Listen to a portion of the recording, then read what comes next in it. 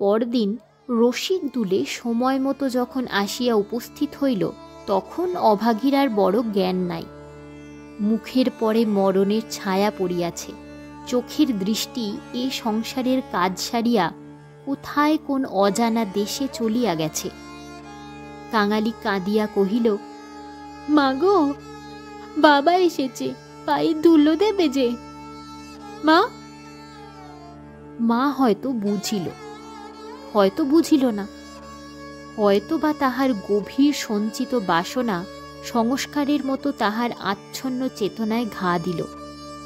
এই মৃত্যু পথযাত্রী তাহার অবশ বাহুকানি শয্যার বাহিরে বাড়াইয়া হাত পাতিল। রসিক হতবুদ্ধির মতো দাঁড়াইয়া রহিল। পৃথিবীতে তাহারও পায়ের ধুলোর প্রয়োজন আছে, ইহাও কেহ নাকি চাহিতে পারে, তাহা তাহার কল্পনার অতীত।